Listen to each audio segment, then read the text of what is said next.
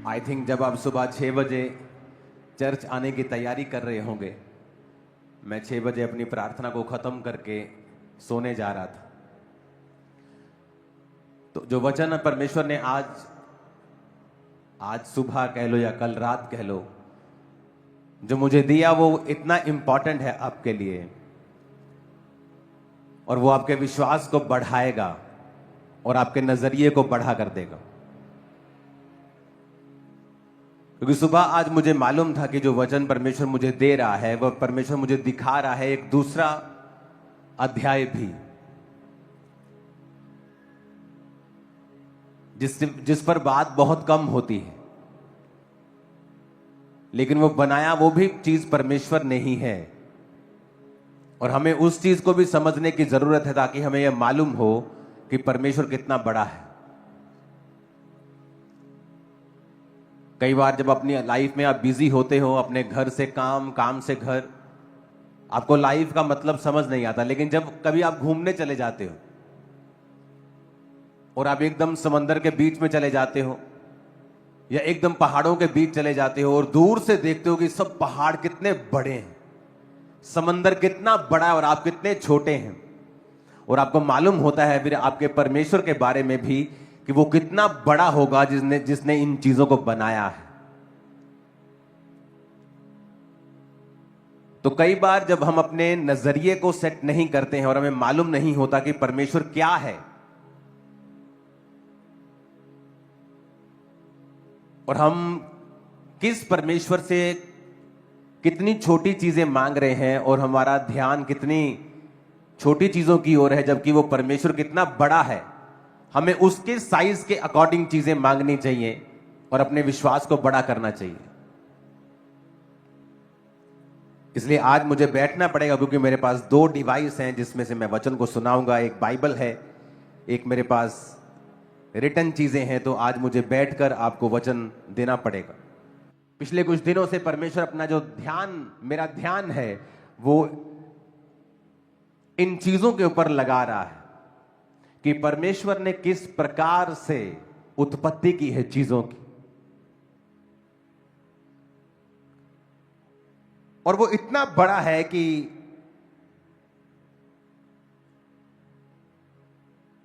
दिमाग चकरा जाए लोगों का।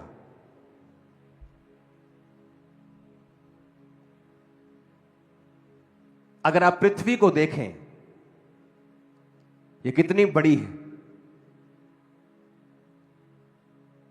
800 करोड़ के करीब लोग इस पृथ्वी पर रहते हैं। तो अगर भी आप दुनिया कर घूमेंगे तो कितनी वो खाली है। ऑस्ट्रेलिया, कनाडा, अमेरिका जैसे देश 95% तक खाली हैं अभी भी।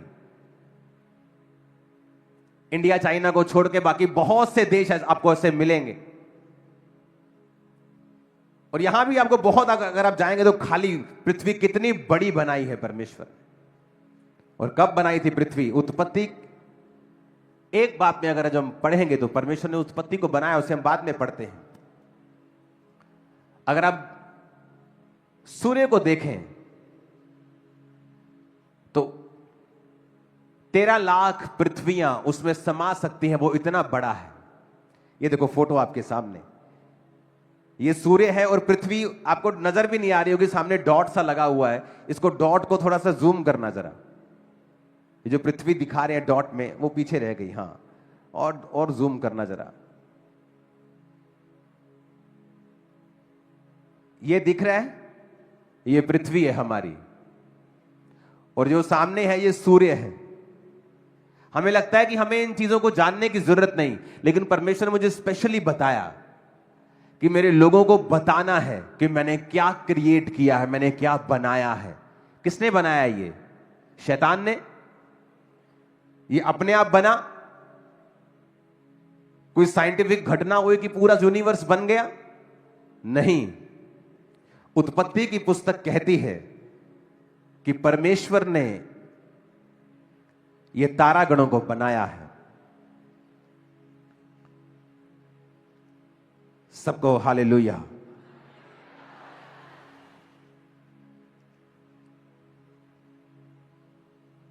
अगर आप उत्पत्ति 1 से लेके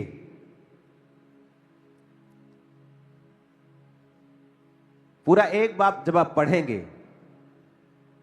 तो आप देखेंगे कि परमेश्वर ने किस तरह से 16 आयत को पढ़ेंगे, जब परमेश्वर ने 2 बड़ी ज्योतियां बनाई, उनमें से बड़ी ज्योति को दिन पर प्रभुता करने के लिए और छोटी ज्योति यानी चंद्रमा को रात पर प्रभुता करने के लिए बनाया और तारागण को बनाया। सूर्य भी एक तारा है। सूर्य की फोटो दिखाना और पृथ्वी दिखाना उसके सामने कितनी छोटी है, नजर भी नहीं आती, नजर भी नहीं आती। सूर्य इतना बड़ा है, 13 लाख धरतियां उसमें समा सकती हैं। सूर्य इतना बड़ा है। और आपको पता है सूर्य जितना भी बड़ा हो, सूर्य से भी एक बड़ा तारा है जिसको स्टीफनसन 218 बोलते हैं। और उसके सामने सूर्य को जब रखा गया तो सूर्य इतना बनता है, देखो अपनी स्क्रीन के सामने। और 10 बिलियन, 1 बिलियन में 100 करोड़ होते हैं, 1000 करोड़ सूर्य उसमें आ सकते हैं। वो तारा इतना बड़ा है। जिस सूर्य में 13 लाख पृथ्वियां समा सकती हैं, उसको अगर 1000 करोड़ सूर्य इकट्ठे कर दो, फिर एक बड़ा तारा जो खोजा गया है। और ऐसे खरबों तारे हैं जो परमेश्वर ने बनाए हैं। सोचो परमेश्वर कितना बड़ा होगा, इमेजिन करो आप। 5.5 लाख ग्रह खोजे गए, एक भी ग्रह ऐसा नहीं है जहां जीवन होगा, जहां जीवन मिला, पशु मिला, कोई पानी मिला, ऐसा जीवन वाला पानी, कोई कोशिकाएं मिली, कोई काई मिली। एक भी प्लेनेट दुनिया में नहीं, यूनिवर्स में नहीं है। लाखों प्लेनेट्स साइंस खोज चुकी है, सिर्फ धरती के ऊपर ही जीवन है। क्या आपको लगता है यह इत्तेफाक है? क्या आपको यह इत्तेफाक लगता है? अभी मार्स के ऊपर से नई पिक्चर्स आई हैं सनसेट की, जहां ब्लू कलर का सनसेट मार्स के ऊपर अभी नए कैमरे ने भेजा। आप देखो उसको तो आपका दिमाग चकरा जाएगा। नीले कलर का सनसेट वहां हो रहा है, ब्लू कलर का मार्स के ऊपर, जहां पे नए वैज्ञानिकों ने नए जो रोवर भेजा है उसने पिक्चर खींची है। आपको ह्यूजनेस मालूम होगी कि परमेश्वर कितना बड़ा है, कितना कमाल का है, उसने सब चीज को कैसे बनाया है। एक वीडियो है, मैं उसे इंटरनेट पे रिलीज कर दूंगा, अभी मेरे पास समय नहीं है दिखाने का। उस वीडियो में दिखाया गया है कि अगर सूर्य से पृथ्वी 10% और दूर होती तो धरती का टेम्परेचर जो आज यहां का हम 30 देखते हैं, वो सर्दियों में -50 होता और गर्मियों में 80 डिग्री होता। यानी धरती रहने के लायक नहीं होती, यहां आदमी कभी रह नहीं पाते। अगर धरती सूर्य से सिर्फ 10% नजदीक होती तब भी यहां पे आदमी रह नहीं पाते। अगर बाकी ग्रह धरती से दूर या नजदीक होते, यह धरती तब भी सरवाइव नहीं कर पाती। अगर चंद्रमा धरती से ज्यादा दूर होता तब भी धरती सरवाइव नहीं कर पाती, क्योंकि चंद्रमा जो है वो धरती के आसपास के सारे जो उल्का पिंड है उनको संभालता है, उनको अपनी ओर खींचता है। इमेजिन करो, क्या आपको यह इत्तेफाक लगता है? आपको लगता है कि इतनी परफेक्शन में कोई चीज बनी है और आपको लगता है कि अपने आप बनी होगी? किसने बनाया इसे?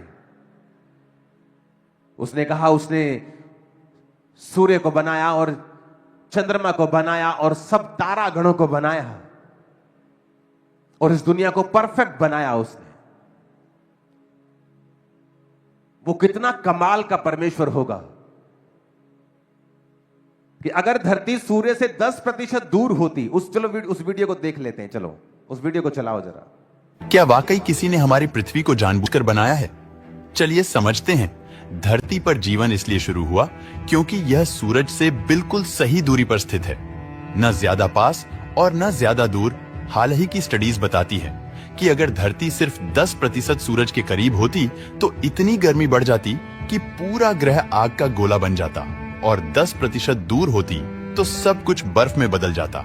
यही नहीं, अगर पृथ्वी की घूमने की स्पीड 10% बढ़ जाए तो यहाँ 300 से 400 किलोमीटर प्रति घंटे की खतरनाक हवाएं चलेंगी और 10% कम हो जाए तो दिन में तापमान 80 डिग्री तक और रात में -50 डिग्री तक पहुंच जाएगा। मतलब सूर्य की दूरी, पृथ्वी की रोटेशन, सब कुछ बेहद परफेक्ट बैलेंस में है। इसी तरह चांद इतना सटीक अलाइंड है कि वह हमारे ग्रह को घूमने और मौसमों को स्थिर बनाए रखता है। और जुपिटर, वह तो सोलर सिस्टम में एक विशाल ढाल की तरह हमें खतरनाक एस्ट्रॉइड से बचाता है। दिलचस्प बात यह है कि अगर जुपिटर अपने स्थान से सिर्फ 10% सूरज की तरफ होता तो वह धरती नहीं बल्कि वीनस को प्रोटेक्ट करता, और 10% दूर होता तो मार्स उसकी शील्ड में आता। और सीधी बात यह है कि आज हमारी जिंदगी का हर सेकंड सिर्फ पृथ्वी के कारण नहीं बल्कि पूरे सोलर सिस्टम के एक सुपर फाइन बैलेंस के कारण चल रहा है। कितनी कमाल की वीडियो है। और किसने बनाया इसको? परमेश्वर ने। सूर्य को कहां रखना है, चंद्रमा को कहां रखना है, तारों को कहां रखना है, ग्रहों को कहां रखना है, और उनके क्या क्या काम है, परमेश्वर ने उनको असाइन किया। एक आसमान में जब आप कहते हैं ना टूटता तारा देखा मैंने, वो टूटता तारा नहीं होता, एक्चुअल में उल्का पिंड होता है जो धरती के एटमॉस्फेयर में जब एंटर करता है तो वो जल जाता है। वैज्ञानिकों ने एक उल्का पिंड को खोजा जो धरती से कुछ ही दूरी पे है, उसका नाम है एस्ट्रियोड 16 साइकी। उसकी पिक्चर है आपके पास। ये एक उल्का पिंड है। जब इसको खोजा गया तो इसमें यह पाया गया कि यह सिर्फ सोने से, लोहे से और निकल से बना है। और इसकी वैल्यू को जब देखा गया कि ये कितना बड़ा है तो ये कुछ 100 किलोमीटर की इसकी चौड़ाई है। जब इसकी वैल्यू गिनी गई तो इसमें इतना सोना, लोहा और निकल है कि अगर आज इसको बेच दिया जाए तो जितनी आज इंडिया में सबसे बड़े अमीर की दौलत है, 9 लाख करोड़ रुपए सबसे अमीर आदमी की दौलत है, उतने ही पैसे एक एक जन को मिल जाएंगे पूरी धरती के ऊपर अगर इसको बेच दिया जाए। हर धरती का आदमी 9 लाख करोड़ का मालिक होगा। ये एक एस्ट्रियॉड है छोटा सा जो यहां आसमान में देखा है किसी ने। इमेजिन करो परमेश्वर के पास और क्या होगा। वो कितना बड़ा है, कितना विशाल है। और हम परमेश्वर को गालियां निकाल रहे हैं कि तूने मेरे को 500 रुपए नहीं भेजा टाइम पर, तूने मेरे को 2 लाख टाइम पर नहीं भेजा, मेरी रजिस्ट्री रुक गई। अगर आप आज इंडिया के सबसे अमीर आदमी, कभी वो गौतम अडानी जी होते हैं, कभी अंबानी जी होते हैं, उनको दौलत देखो तो 9 लाख करोड़ के करीब बनती है, $90 बिलियन। और अगर आप इसकी वैल्यू को देखो तो उसकी वैल्यू नीचे लिखी है 7 बिलियन, बिलियन लगा लो, इतनी इसकी वैल्यू है। अगर इसको रुपयों में निकालोगे तो वो 8 से 9 लाख करोड़ बनती है। एक एक जना धरती के ऊपर जितने आदमी हैं सब इतना पैसा हासिल कर लेंगे। लेकिन ये सिर्फ फिगर निकालने के लिए, एक्चुअल में ऐसा होता नहीं, क्योंकि जब सोना ज्यादा बढ़ जाएगा तो उसकी वैल्यू खत्म हो जाएगी, वो बात अलग है। लेकिन मैं आपको बता रहा हूं वैसे ही एक एग्जाम्पल के तौर पर कि वहां इतना सोना, इतना लोहा और इतना निकल है वहां पे उस धातु के एस्ट्रियॉड के उस उल्का पिंड के पास। इमेजिन करो परमेश्वर के पास क्या होगा। आपको पता है परमेश्वर क्या चाहता है इन चीजों को दिखाने के जरिए? कि हमारी सोच जो है वो चौड़ी हो, वो बड़ी हो। क्योंकि वो चीजें, वो सूर्य, वो तारागण, उसके लिए परमेश्वर ने अपनी जान नहीं दी है। आप लोगों के लिए उसने अपने लहू को बहा दिया है, अपने ब्लड को। इमेजिन करो आप कितने कीमती होंगे परमेश्वर के लिए। इमेजिन करो, इन चीजों के लिए परमेश्वर ने अपना लहू नहीं बहाया। ये आसमान में घूम रही है। वैज्ञानिक वहां पे भेजने का यत्न कर रहे हैं कि वहां पे भेज के उन चीजों को हासिल कैसे किया जा सकता है। इमेजिन करो। और ऐसे खरबों खरबों खरबों उल्का पिंड है, अरबों अरबों खरबों प्लैनेट्स हैं। इमेजिन करो परमेश्वर कितना बड़ा होगा। एक तारा जिसमें 1000 करोड़ सूर्य समा सकते हैं, और ऐसे खरबों तारे हैं जिनको परमेश्वर ने बनाया है, जिनकी गिनती नहीं की जा सकती। और पृथ्वी को उसने बैलेंस बना के रखा, हर जगह सही तारों को रखा कि वो लोग जी सके जिनको मैंने अपने हाथों से बनाया है। आप जानते हैं परमेश्वर क्या चाहता है? आपको पता है परमेश्वर जब बाइबल में आपको कोई चीजें कहता है करने के लिए, तो वो क्यों कहता है?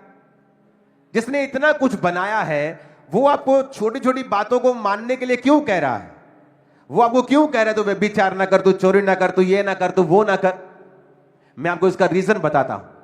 परमेश्वर ने जब इंसान को बनाया तो उसने सब चीजों को अपने शब्दों से बनाया, पर इंसान को अपने हाथों से गूंथ कर उसने बनाया और अपने जीवन का सांस यानी अपनी सांस, अपना जीवन करके उसमें फूंका और आदम जीवित प्राणी बन गया। यानी आदम के अंदर वही प्राण है जो परमेश्वर के अंदर है, और आदम को वैसे ही बनाया गया था जैसा परमेश्वर था, अपनी समानता में। पूरी तरह से परमेश्वर ने अपनी एक कॉपी आदम को बनाया।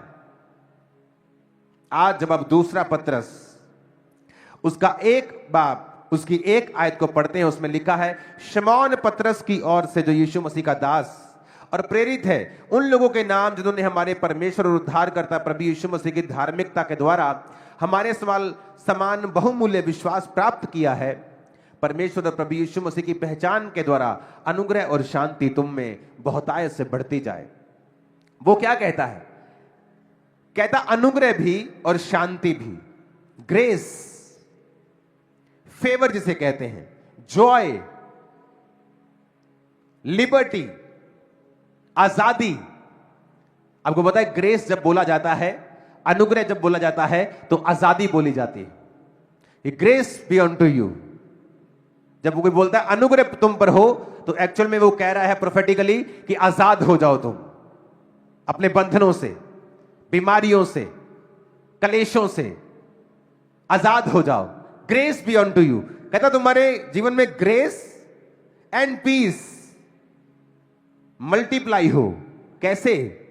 कहता यीशु मसीह की पहचान के द्वारा, पहचान के द्वारा, knowledge, grace and peace be multiplied unto you through the knowledge of God. Knowledge का मतलब है, जब आप यूनानी भाषा में पढ़ते हैं, एपिग्नोसिस, फुल डिजर्नमेंट। यानी जो व्यक्ति यीशु मसीह को पूरी तरह पहचान जाता है। आप पहचानते नहीं हैं अगर आप प्रार्थना नहीं, अगर आप टाइथ नहीं पे कर रहे हैं, आप उसको नहीं पहचानते। अगर आप हेल्प नहीं कर रहे हैं गरीबों की, आप उसे नहीं पहचानते। अगर आप माफ नहीं करते हैं लोगों को, आप उसे नहीं पहचानते। अगर आप आज भी व्यभिचार में हैं, चोरी में हैं, आप उसे नहीं पहचानते हैं। मैं आपको लिख के देता हूं। और वचन कहता है grace and peace be multiplied. इसका मतलब क्या? कि ग्रेस आप में मल्टीप्लाई हो सकती है। आज आपके पास ग्रेस है, आप 200 लोगों को संभाल सकते हो, पर बाइबल कहती है वो मल्टीप्लाई हो सकती है। तुम्हारे अंदर ग्रेस है, तुम 10,000, 15,000, 20,000, 25, 50, 1 लाख रुपए महीना कमा सकते हो, पर कहता अगर ग्रेस तुम्हारी लाइफ में आएगी, वो मल्टीप्लाई, ग्रेस मल्टीप्लाई हो सकती है, शांति मल्टीप्लाई हो सकती, बढ़ सकती है। उद्धार एक बार मिल गया, ये बढ़ता घटता नहीं है। अब एक बार यीशु मसीह को पहचान लिए, पापों से तौबा करके बपतिस्मा ले लिए, उद्धार पा लिया, ये बढ़ता घटता नहीं है। आप स्वर्ग जा रहे हैं, बस जा रहे हैं, नरक जा रहे हैं तो जा रहे हैं, लेकिन ग्रेस एंड पीस ये मल्टीप्लाई होती है। और अगर आपकी लाइफ में ग्रेस मल्टीप्लाई हुई तो आपका छुटकारा भी बढ़ेगा, आपकी बरकत बढ़ेगी, कलीसिया बढ़ेगी, बिजनेस बढ़ेगा, ब्लेसिंग्स बढ़ेगी, शांति बढ़ेगी, आनंद बढ़ेगा, सेहत अच्छी होगी, लाइफ बेटर होगी। कैसे? एपिग्नोसिस ऑफ गॉड कहता, परमेश्वर की पहचान के द्वारा। जब हम पहचानते कि परमेश्वर तू इतना बड़ा है, तूने इतने बड़े बड़े तारे बनाए हैं कि सूर्य, हजारों करोड़ों सूर्य उसमें समा सकते हैं, जबकि पृथ्वी अकेली 13 लाख अगर पृथ्वियां हो तो सूर्य भरती हैं। और ऐसे तारे हैं जो हजारों करोड़ सूर्य को अपने अंदर समा जाते हैं, और वो भी करोड़ों खरबों खरबों में है। तो कितना बड़ा परमेश्वर है, हम उसको समझते हैं। कि अगर उसने तारों को, पृथ्वी को, सूर्य को, चंद्रमा को इतनी अलाइनमेंट में रखा है, इतने सिस्टम में रखा है, वो मेरी लाइफ को इतने सिस्टम में क्यों नहीं रखेगा? वो मेरी जिंदगी को सिस्टम में क्यों नहीं रखेगा? वो सब कुछ कर सकता है, लेकिन मुझे यह समझना है कि मैं उसकी नॉलेज में कम तो नहीं हूं, मैं उसकी डिजर्नमेंट में कम तो नहीं हूं। मेरे अंदर कोई कमी है कि मैं डिजर्न नहीं कर पा रहा हूं परमेश्वर को, क्योंकि वो तो परफेक्ट है, उसने परफेक्ट चीजें बनाई हैं, उसने तो इतनी बड़ी बड़ी चीजें बनाई कि वैज्ञानिक भी उसके सामने सिर झुकाते हैं। ऊंची आवाज में कहो हालेलुया।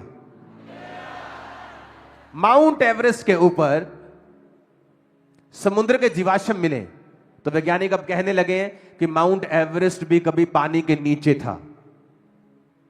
और यह बाइबल की पहली दूसरी लाइन में लिखा है, पृथ्वी बेडोल सुनसान पड़ती, गहरे जल के ऊपर अंधियारा था, परमेश्वर ने कहा उजाला हो जाए, फिर जल दो भाग हो जाए। अब एक और वीडियो मुझे मिली जिसमें रेगिस्तान में जहां पर पत्थर निकालते हैं, सैंडस्टोन्स निकालते हैं, जब वो सैंडस्टोन वहां पे रेगिस्तान में निकाल रहे थे तो वहां भी समुद्र के जीवाश्म मिले उनको। तो वैज्ञानिकों ने समझा कि सैंडस्टोन जहां मिला है, जहां पानी की बूंद नहीं है धरती के अंदर, वहां पर समुद्र के जीवाश्म मिले, नदियों के नहीं, समुद्र के। तो वैज्ञानिक अब कहने लगे हैं कि हां, माउंट एवरेस्ट भी कभी समुद्र के नीचे था, ये रेगिस्तान भी कभी समुद्र के नीचे था। तारीफ करो खुदावंद को जो वचन। आपको पता है एक और बात, जिस समय परमेश्वर ने नूह को कहा कि तू किश्ती को इतने हाथ लंबी, इतने हाथ चौड़ी, इतने हाथ ऊंची बनाना, अगर आज के फिजिक्स के लॉ को आप देखें तो फिजिक्स का लॉ है 6.1, जो फिजिक्स में जो नावों के लिए लॉ है, आज जो लॉ बने हैं, जो लॉ खोजे गए हैं, वो सारे लॉ नूह की किश्ती के ऊपर 100% इंप्लीमेंट होते हैं कि नूह की किश्ती आज की फिजिक्स के लॉ के हिसाब से 100% परफेक्ट बनाई गई थी। नूह की किश्ती, नूह की किश्ती, जब आदमी 700 साल जीता था, 800 साल जीता था, 1000 साल जीता था, जब डॉक्टर्स नहीं होते थे, वैद्य नहीं होते थे, आदमी 1000 साल जीता था, जायंट बड़े बड़े होते थे, बड़े बड़े हाथ, बड़े बड़े कद होते थे, इतने बड़े बड़े दिल होते थे, 1000 साल धड़कते थे, बड़ी बड़ी किडनियां होती थी, कोई फर्क नहीं होता था, आदमी को इतना स्ट्रांग परमेश्वर ने बनाया था।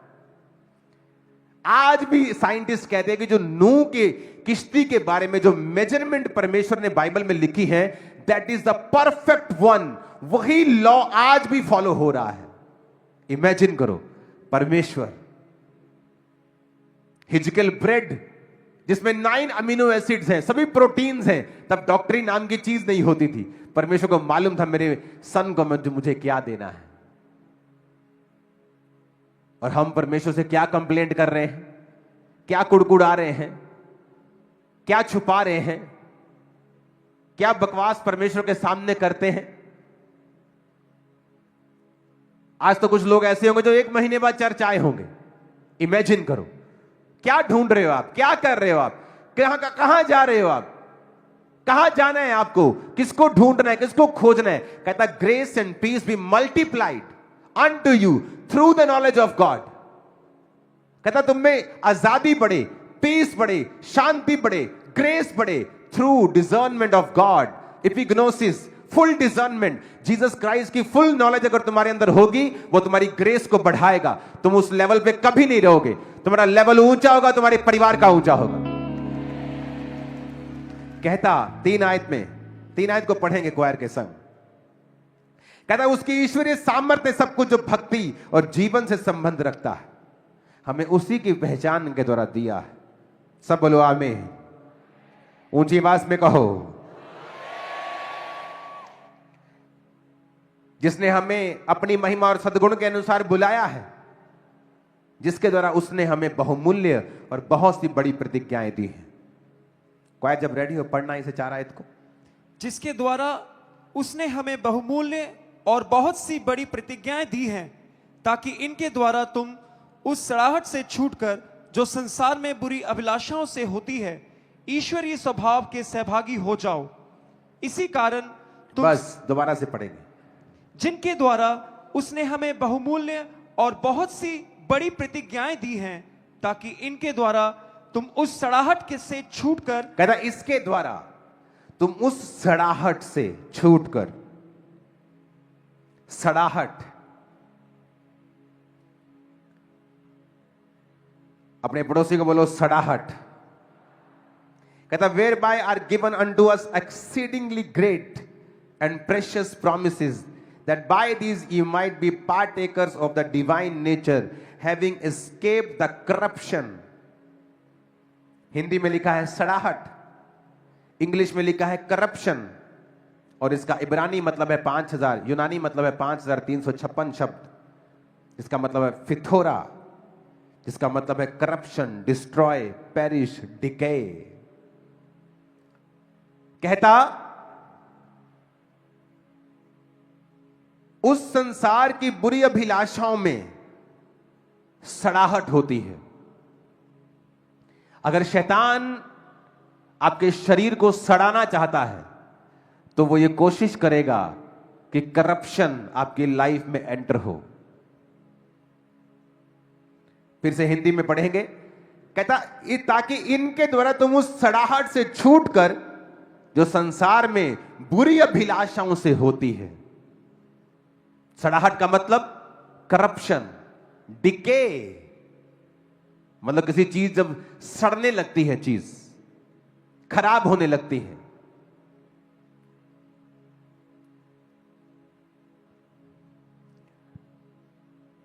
अगर आप अपने नेचर को चेंज नहीं करते हैं, आप जल्दी अपने आप को बीमार पाते हैं। आपका शरीर सड़ने लगता है अंदर से। कहता ईश्वरीय स्वभाव के सहभागी हो जाओ। मैंने आपको जो वीडियोस दिखाई ना इतनी बड़ी, वो क्यों बताई? परमेश्वर आपसे क्या चाहता है? वो ये चाहता है कि हम सब उसके जैसा सोचें और उसके जैसा जिएं। ये सारे गुण परमेश्वर के अंदर हैं, और जब ये गुण हमारे अंदर आते हैं और हमारी सोच परमेश्वर के जैसी होती है, तो हम करप्शन से, डिके से, सड़ाहट से, जो आपके बिजनेस में हो सकती है, गर्भ में हो सकती है, पेट में हो सकती है, वो सड़ाहट आपके शरीर में हो सकती है, लाइफ में हो सकती है, बच्चों में हो सकती है, मैरिड लाइफ में हो सकती है। कहता उस सड़ाहट से तुम छूट सकते हो जो बुरी अभिलाषाओं से शैतान तुम्हारे जीवन में लेके आता है। जब भी शैतान आपको बुरी अभिलाषा में गिराएगा, वो व्यभिचार हो, चोरी हो, नशा हो, डकैती हो, तब आपकी लाइफ में कुछ ना कुछ सड़ाहट जरूर होगी। आपकी सेहत में नहीं होगी तो फाइनेंस में होगी, फाइनेंस में नहीं होगी तो मैरिड लाइफ में होगी। जब भी आप करप्शन करेंगे, जब भी आप बुरी अभिलाषा आप करेंगे, जब भी आप बुरी अभिलाषा अपनी लाइफ में रखेंगे, तो उसके पीछे पीछे सड़ाहट फॉलो करेगी। आपको वो पार्सल लेना ही पड़ेगा, क्योंकि वो पार्सल के लिए आपने स्पिरिचुअल प्राइस को पे कर दिया है। आपका वो पार्सल प्रीपेड है, आपने उसे पे कर दिया है, आपने पहले ही उसकी मूल्य अदा कर दिया है। अब वो सड़ाहट आपकी लाइफ में आएगी, आप उसे रोक नहीं सकते हैं। मैंने बहुत बार देखा है ऐसे बच्चों को जिन्होंने सेवकाई की और व्यभिचार में गिर गए, उनको कुछ नहीं हुआ, पर उनके माता पिता ने बड़े बड़े अटैक देखे अपनी लाइफ में। माता पिता पे अटैक हुए, उन्हें फाइनेंस पे हुए, उनको सेवा में अभी परमेश्वर पीछे कर रहा है। क्यों? अब उनको समझ नहीं आ रहा। वो पास्टर के पास जाते, पापा हमारी लाइफ, मेरे पापा मम्मी बड़े तंग हैं। अब वो ये नहीं बताते कि हमने व्यभिचार किया है, क्योंकि जब तुमने व्यभिचार किया तो सड़ाहट जो है, डिके जो है, वो गलाहट जो है, जो गलेंगी चीजें, वो तुम्हारी लाइफ, परिवार, फाइनेंस कहीं भी एंटर कर सकती। तुम उन्हें लीगली रोक नहीं सकते, तुम प्रार्थना करके भी उन्हें रोक नहीं सकते हो। तो परमेश्वर ने कहा तुम संसार की बुरी अभिलाषाओं से जो सड़ाहट होती है उससे छूटकर ईश्वरीय स्वभाव के सहभागी हो जाओ। कैसे होना है सहभागी? कहता इस प्रकार तुम सब प्रकार का यत्न करके विश्वास पर सद्गुण, पढ़ेंगे 5 आयत को। इसी कारण तुम सब प्रकार का यत्न करके अपने विश्वास पर सद्गुण, और सद्गुण पर समझ, और समझ पर संयम, और संयम पर धीरज। ओके, एक एक करके पढ़ेंगे। 5 आयत को पढ़ेंगे। सबसे पहले विश्वास के ऊपर सद्गुण, और सद्गुण पर समझ, और ओके, विश्वास के ऊपर क्या पर करना है? सद्गुण। कहता तुम्हारे अंदर विश्वास है ना? बोलो अपने पड़ोसी को, विश्वास है। तो दूसरा काम क्या करना है ईश्वरीय स्वभाव के सहभागी होने के लिए? कहता विश्वास के ऊपर सद्गुण बढ़ाना है। अपने पड़ोसी को बोलो सद्गुण। इंग्लिश में उसे वर्च्यू कहते हैं। यूनानी रियल भाषा में ग्रीक भाषा का 703 शब्द, उसमें कहते हैं एरेटे, जिसका मतलब है एक्सीलेंस। अगर तुम चाहते हो ना कि तुम ईश्वरीय स्वभाव के सहभागी हो जाओ, आपको लगता है कि परमेश्वर मेरी जिंदगी को बोरिंग करना चाहता है, मैं अगर ईश्वरीय स्वभाव का सहभागी हो जाऊंगा तो मुझे क्या मिलेगा, मेरी तो लाइफ बोरिंग हो जाएगी। ऐसा नहीं है। एक्चुअल में आपको ईश्वर की तरह जीने के लिए बनाया गया था, और जब आपने ईश्वर की तरह जीना बंद कर दिया तब बीमारियां आई। पहले किडनी प्रॉब्लम्स नहीं होती थी, लीवर प्रॉब्लम नहीं थी, डाइवोर्सेस नहीं थे, कैंसर नहीं थे, पेन्स नहीं थी। Everything was so perfect. जिस तरह परमेश्वर ने सूर्य को, चंद्रमा को, पृथ्वी को परफेक्ट दूरी के ऊपर बनाया, आपकी लाइफ भी परफेक्ट थी। बिल्कुल पंगा हमने लिया, आदम ने लिया, वो गिरा। उसके बाद अब परमेश्वर चाहता है कि हम परफेक्ट लाइफ को दोबारा हासिल करें थ्रू जीसस क्राइस्ट नॉलेज। कैसे? कहता जब विश्वास कर लिया तो वर्च्यू यानी एक्सीलेंस को बढ़ाओ। क्या एक्सीलेंस? किसे कहते हैं एक्सीलेंस जीवन जीना? एक्सीलेंस का जीवन जीना कि आज संडे है, मुझे कहां होना चाहिए? कहां होना चाहिए? सुना नहीं दिया मेरे को, कहां होना चाहिए? यह है एक्सीलेंस। मैं अपना टाइट हर हफ्ते निकालता हूं, महीने बाद नहीं, क्योंकि मुझे डर रहता है कि मैं भूल ना जाऊं, किसी हफ्ते का भूल ना जाऊं। और हर टाइट में मैं एक्स्ट्रा पैसों को निकालता हूं कि अगर मैं किसी दिन टाइट भूल गया किसी हफ्ते तो मेरा वो कवर होता रहेगा, भूलता नहीं हूं मैं। एक्सीलेंस जीवन जीना। प्रभु के दास के सामने मैं गया हूं, जब भी दुनिया में मेरा रिकॉर्ड है, मैं कभी खाली हाथ नहीं गया हूं। एक्सीलेंस। मैंने कभी ऐसी बेवकूफी नहीं की। चाहे उनको कुछ नहीं चाहिए, चाहे इसहाक खरबोपति था, लेकिन अपने बेटे को उसने कहा मेरे लिए कुछ आहार का, अहेर का मांस लेके आया। क्योंकि जब आप बोते हैं आप स्पिरिट को हिलाते हैं और वही चीज फिर आशीष को पैदा करती है। एक्सीलेंस। एक्सीलेंस। आप में से बहुत से लोग आज 12 बजे चर्च में एंटर किए होंगे, 1 बजे किए होंगे। यह निशानी है आप एक्सीलेंस नहीं, एक्सीलेंस में नहीं। प्रार्थना की नहीं की बिकॉज आप एक्सीलेंस में नहीं जी रहे हैं। आप झूठ बोल सकते हैं बेनिफिट के लिए, कुछ फाइनेंशियल बेनिफिट के लिए, किसी मार से बचने के लिए, किसी पनिशमेंट से बचने के लिए। आप एक्सीलेंस नहीं जी रहे हैं। जब आप फुली डिजाइन कर जाते हैं क्राइस्ट को, आप ईश्वरीय स्वभाव के सहभागी बन जाते हैं। कैसे? विश्वास सब में है। यहां कौन है जो कहता इतने मिरेकल देख रहे हो तुम लोग, ये टीम बैठी, सब में विश्वास है, सब जीसस क्राइस्ट को परमेश्वर कहते हैं, लेकिन हर व्यक्ति एक्सीलेंस में जीवन नहीं जीता। इसलिए पतरस कह रहा है ईश्वरीय स्वभाव में सहभागी होने के लिए you do not only need faith, तुम्हें सिर्फ विश्वास नहीं चाहिए, you need faith and faith के ऊपर एक्सीलेंस। एक्सीलेंस जीवन, परफेक्ट एक्सीलेंस में लाइफ जीना। मुझे पता है आज मुझे आपको वर्ड देना है। मैंने रात परमेश्वर में लगाई है कि मेरा वर्ड जो हो वो आज आपकी लाइफ को सदा के लिए चेंज करे, क्योंकि मेरे लिए नॉर्मल संडे नहीं है, आपके लिए हो सकता है। क्योंकि इस मीटिंग को लोग 50 साल बाद भी देखेंगे, 25 साल बाद भी देखेंगे। तो मेरे लिए तो वो बड़ी चीज है। आगे बढ़ेंगे। कहता add virtue, add to your faith virtue. कहता विश्वास के ऊपर क्या बढ़ाना है? सद्गुण। आगे पढ़ेंगे। और सद्गुण पर समझ। कहता सद्गुण के ऊपर क्या? समझ। अपने पड़ोसी को बोलो समझ। और ये समझ क्राइस्ट स्पिरिचुअल समझ के बारे में बात वो नहीं कर रहा है। ये आपको अलग समझ के बारे में जो दुनिया में भी काम आती है, उस समझ के बारे में भी आपको कह रहा है। अगर वो समझ भी आपके अंदर नहीं है तब भी आप परमेश्वर के स्वभाव में सहभागी नहीं हो पाते हैं। ऊंची आवाज में कहो हालेलुया।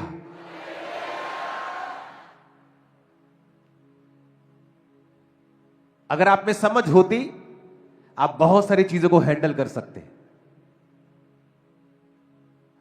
कौन कब आपको रिपोर्टिंग करनी आएगी, अगर वो समझ आप में होगी, आप बताओगे पापा आपको ये बात की पता है, नॉलेज है क्या, ऐसा हो रहा है, क्योंकि आप में वो नॉलेज नहीं, आप बुद्धू हो। वचन भी कहता है कि संसार के लोग तुमसे ज्यादा बुद्धिमान है, अंधेरे के लोग तुमसे ज्यादा समझदार हैं, तुम बुद्धू हो। उन्हें पता है कैसे मित्र बनाने हैं ताकि हमारा फ्यूचर सेव हो सके, तुम बुद्धू हो, तुम्हें नहीं पता अपना फ्यूचर कैसे बनाना है।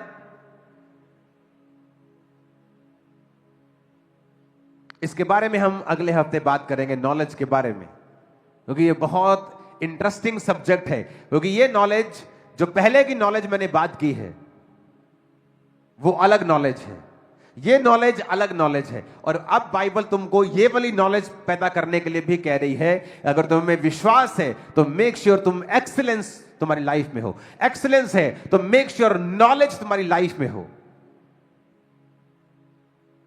ऊंची आवाज में कहो हालेलुया।